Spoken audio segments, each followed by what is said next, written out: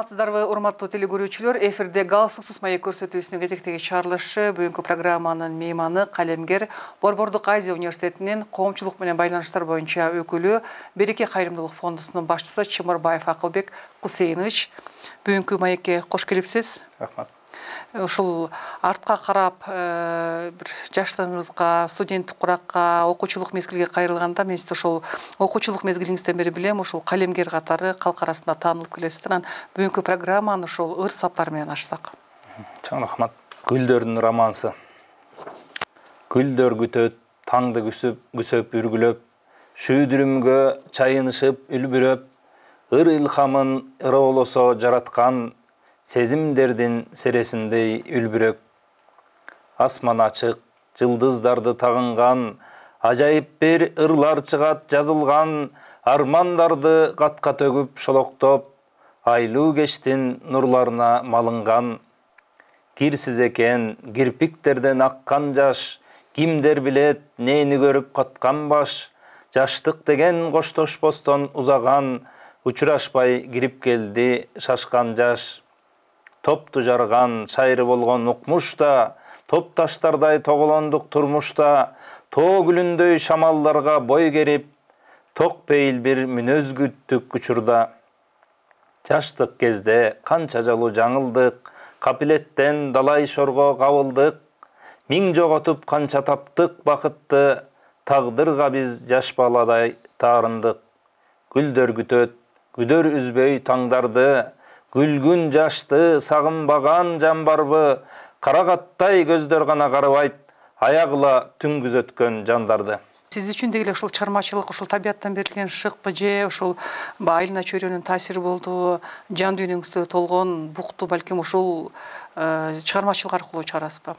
Ар бир адамда ой толгоо болот да. Ошондой карап көргөндө, негизи адам баласында акылына сыйбаган, жалаң эле акыл менен ченелбеген, же болбосо жалаң эле ой жүгүртүүнүн алкагына сыя бербеген да көрүнүштөр болот да. Мындайча айтканда, бир жан дүйнөгө гана бир таандык бир көрүнүштөр болот. Булар ошол мына бүгүнкү күнгө чейин ошол сырлары толук ачылбай келген аян маселеси, илхам маселеси, же болбосо кыргызча эргүү деп коебуз. Мына ошол эргүү маселеси да ушундай бир табышмактуу кубулуштардын бир түрү деп ойлойм да. Анан бир сөз менен айтканда, албетте бул жараткан берген өзүнчө бир касиет, өзүнчө бир шыбага болот. Анткени отуруп туруп эле колуңа калем алып эле, кагаз алып эле дароо жазып кирбейсиң да. Кээ бир учурда эми буйртмалар аркылуу да жазганга туура келет адам. Кээде туруп жазгың деле келет. Бирок баары бир илхам менен, эргүү менен келген нерсе мындай чын жүрөктөн чыгат дагы. Баягы жүрөктөн чыккан сөз жүрөккө жетет дегендей.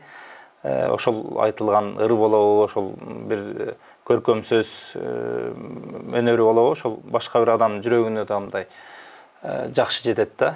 Ошол себептен бул эми жараткан тарабынан берилген бир касиет деп айтат элем. Бирок албетте ошол менен бирге ошол касиетти адам бага билиш керек экен, ошол касиетти кармана билиш керек экен, жана ошол эргүүнү да убагында пайдаланып, убагында ошону кармап калып, бир кагазга түшүрүп дегендей.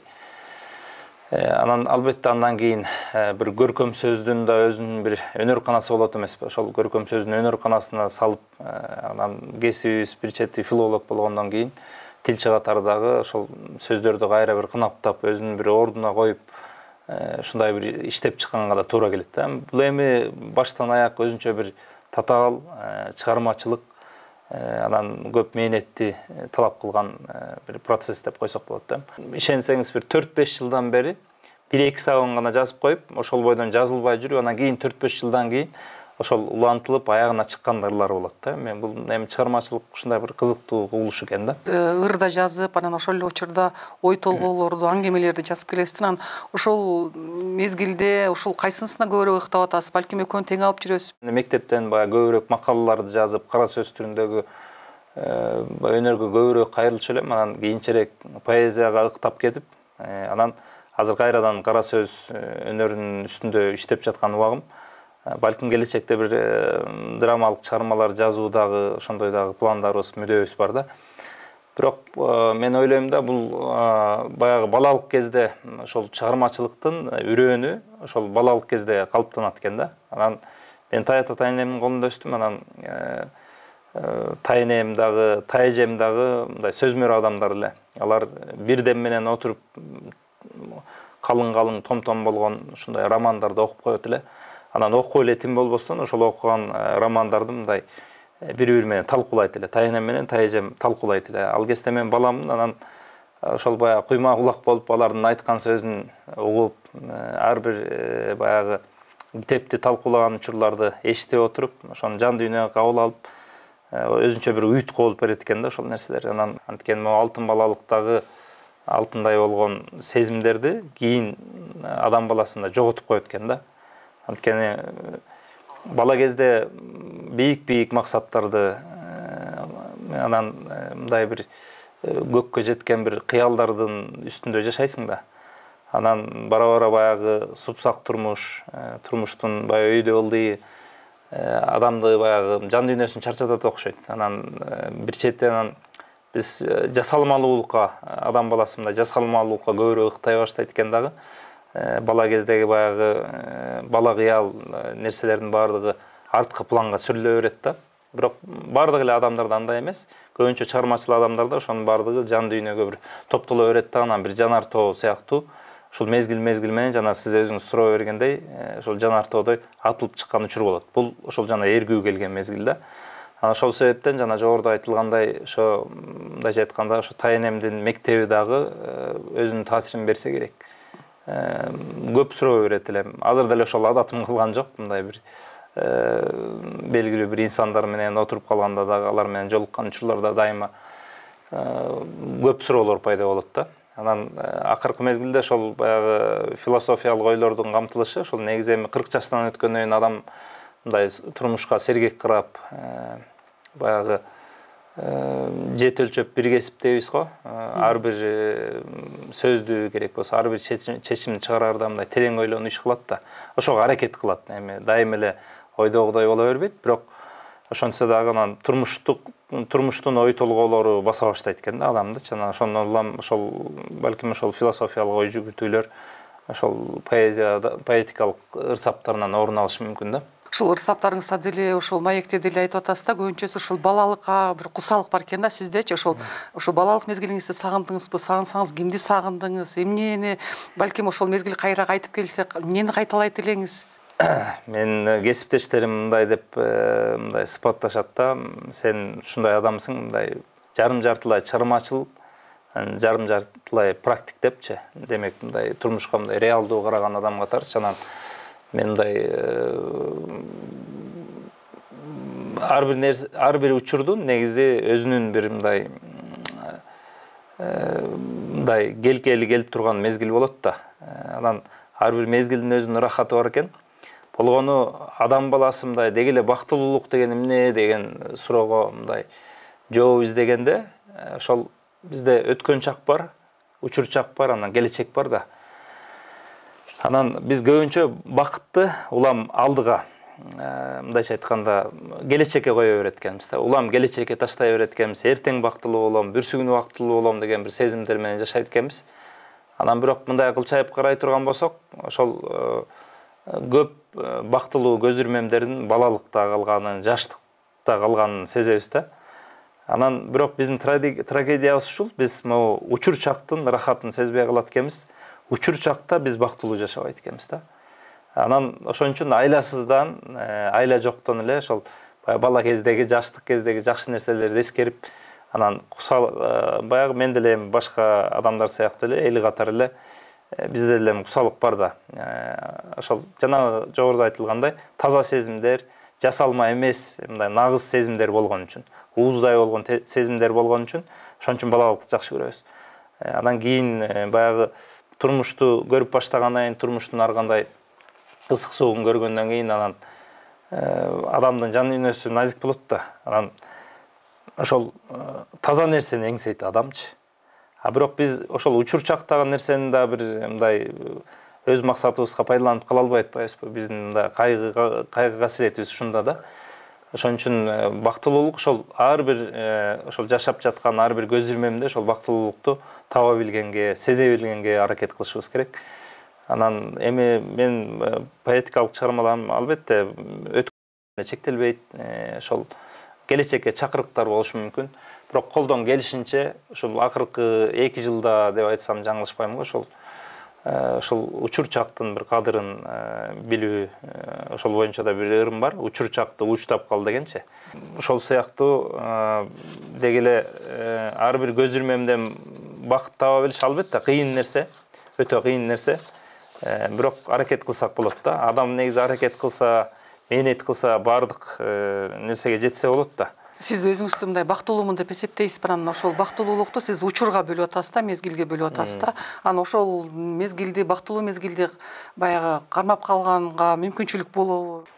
Албетте, мен өзүмдү бактылуумун деп эсептейм, анткени тирүүчүлүктүн өзү бул чоң бакыт. Анан эми бул бактылуулук маселесин мен деген дөшалар, генийлер баш катырган, улуу адамдар, улуу инсандар баш катырган бул мындай түбөлүктүү темалардын бири албетте.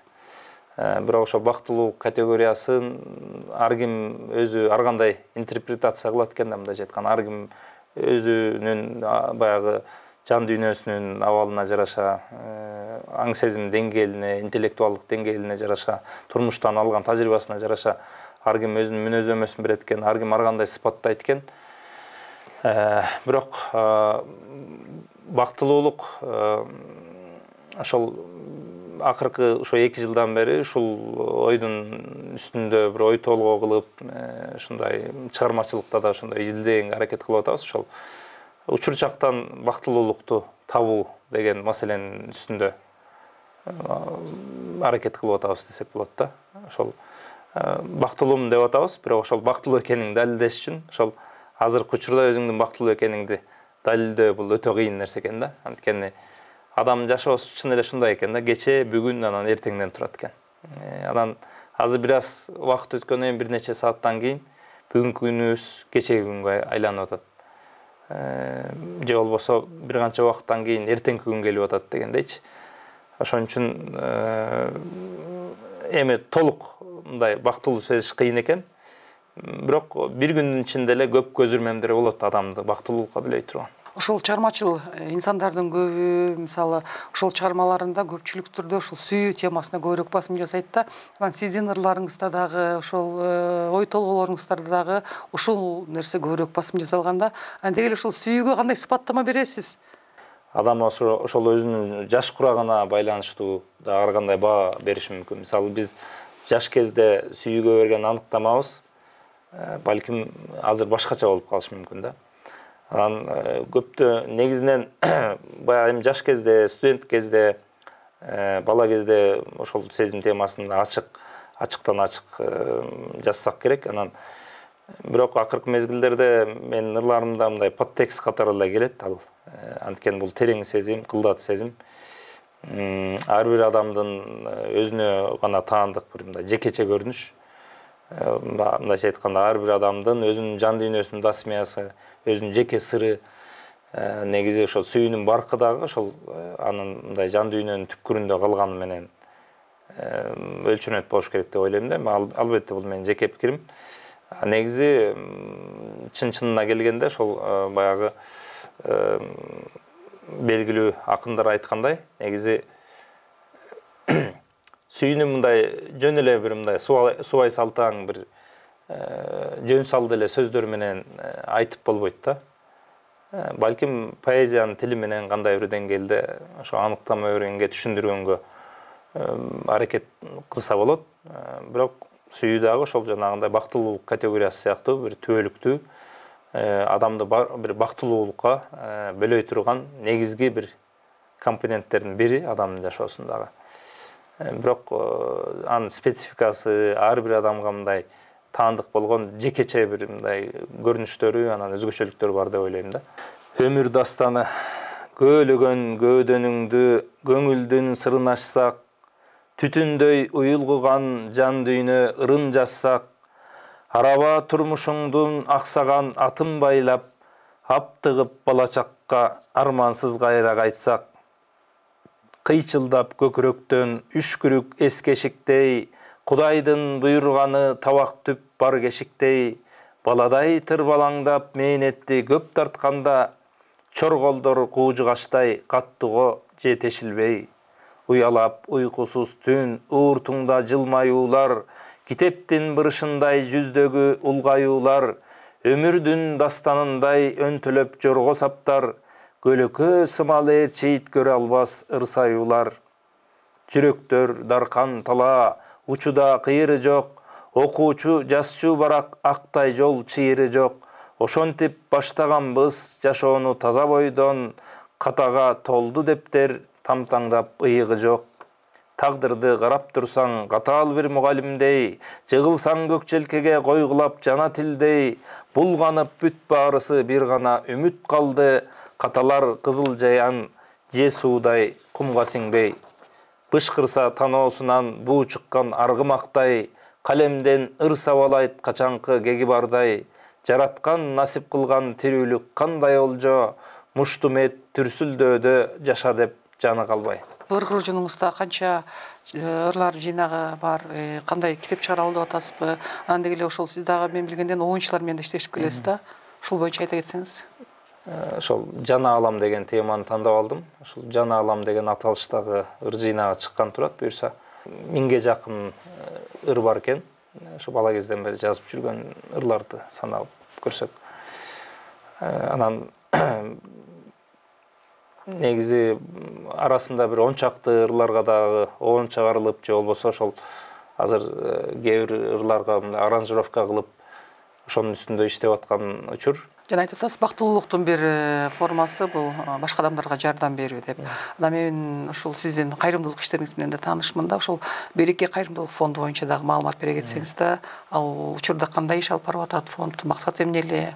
Ушунда кайрымдуулук багытында фонд ачалы дедик. Ачуудагы максат качанга чейин араб туугандар кайрымдуулук кылат, түрк туугандар кайрымдуулук кылат, баланча чет өлкөдөн гуманитардык жардам келет деп күтүп отура бербей, өзүбүздүн эле ички ресурстарыбызды пайдаланып, өзүбүздүн эле ушул жарандарыбыздын, өзүбүздүн эле ушу жердештерибиздин кыргыз эми Айкөл элда ошолордун көмөгү менен бир өзүбүздүн элибизге жардам берсек болбойбу деген ой менен ачылган. 9 бала ушул жумушту баштап, анан кийин 50дөн ашты, баягы ыктыярчылардын саны. Ошону менен иш жүрдү. 5 жыл бою ошол адамдарга ошо жардам берип жүрдүк. Анан 5 жылдан кийин бир нерсени түшүндүк. Баягы келе бер, мага бул жок, тигил жок деп эле арызданган, даттанган адамдардын эле көйгөйлөрү менен жүрө берсең, өмүрүң жөн эле мындай текке өтө тургандай да. Курстарга окутуу, ушул иштер менен алек боло баштады. Учурда Борбордук Азия университетинде дагы ошол коомчулук менен байланыш боюнча өкүл болуп иштеп атасыз да. Деги эле ошол университеттин коомчулук менен байланышы кандай болуп атат? Ошол 2000-жылы негизделген, атайын эл аралык келишим негизинде негизделген эл аралык университет болуп эсептелет. Анан ушул журналистика жана компьютер илимдери багытында билим берип жатат. Ошол эл аралык сапаттуу жогорку билим берүүгө аракет кылып жатат. Университетте 10дон ашык өлкөдөн студенттер келип окуп атышат. 10дон ашык улуттун өкүлдөрү бар. Ошол эле учурда 16 өлкөдөн, дүйнөнүн ар кайсы булуң бурчунан 16 өлкөдөн келген жогорку билимдүү, квалификациялуу, кесипкөй окутуучулар, профессордук окутуучулар курамында эмгектенип жатат. Бизге бөлүнгөн убакыт соңуна чыгып баратат. Сизге эркин микрофон. Деңиз алам, күлүстөн дүйнө күйүп күл болуп, күйгүлтүк тартып, оорудан ноюп, жан дүйнө деңиз, кыялдар эгиз, жарк этер күнгө бараткан моюп, жан дүйнө түбүн казгандар казат, жан сырлар сансыз ичиңе батат, өлүмдүн даамын баарысы татар, өмүрдүн даамын таткандар татат.